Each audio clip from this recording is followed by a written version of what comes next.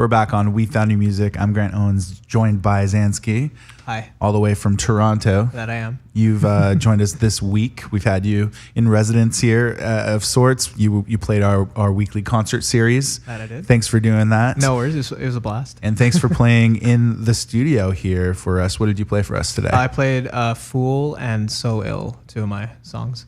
Awesome. And So Ill is the most recent track. Yeah. Just last month. Great. So your music combines so many different elements to it. How would you describe it to someone who hasn't heard it before?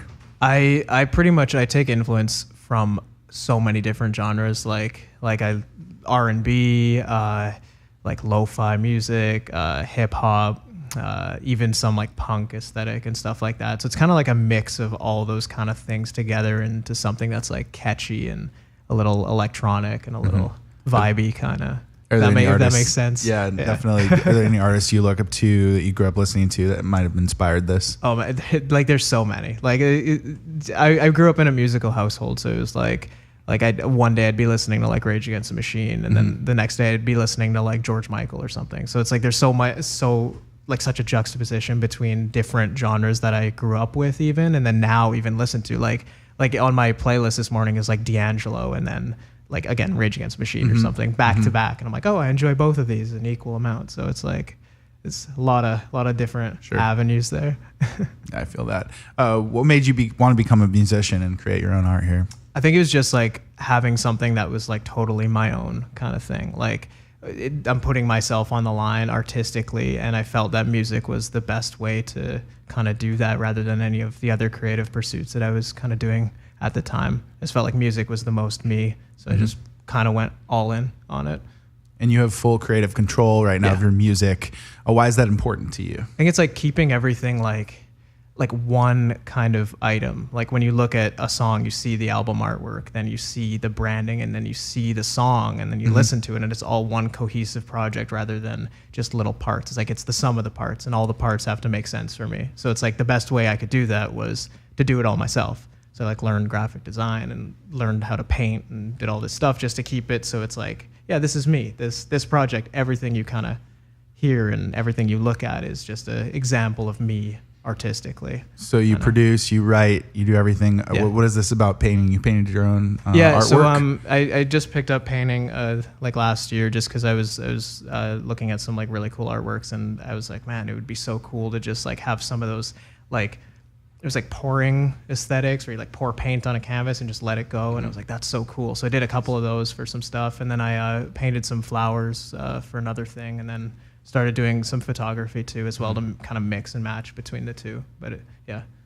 So producing, writing, painting, what would you say is your favorite part of the creative process?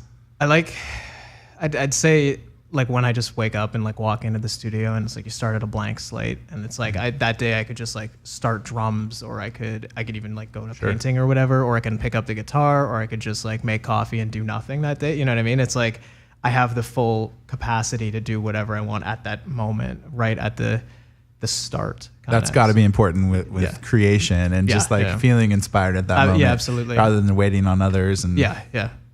That's really cool. And besides music, what else do you enjoy doing on your own time? I mean, I love to read a lot. I spend a lot of my time like reading lots of like sci-fi novels, and like I don't know, if you take a real deep dive into the lyrics, you'll find some weird themes and stuff that I totally pull from like cosmic horror and stuff. It weirdly kind of fits with the R&B theme that I do, but at the same time it's like, that's kind of weird. But I read a lot. Good insight. I read a lot. I watch a lot of movies too, and just try and take like inspiration and stuff. You mentioned painting. Do you do any of that on the side, or was that just something you figured out for your project? It was kind of like a 1-2 thing, because I figured it out for the project, and then I was like, well, now I have these canvases. What do I do with them? So I just put them up all over my house, and now I basically didn't have to go buy some like $200 art from That's awesome. IKEA or something. You know what I mean? I was like, oh, just make it. Yeah. So my house is all decked out now. It's pretty cool. Do you see maybe involving that into your live show eventually? Maybe helping develop your live show. I think visuals?